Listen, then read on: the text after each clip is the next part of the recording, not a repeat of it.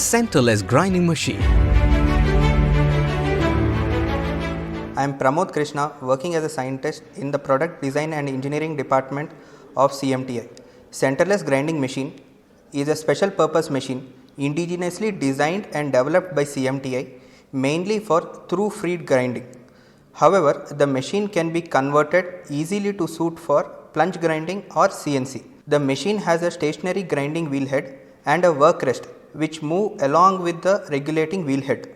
The machine will be ideally suited for grinding a variety of high precision components such as motor shafts, valve spools, piston rods, cylinder sleeves, plungers, gearbox shafts to a high precision.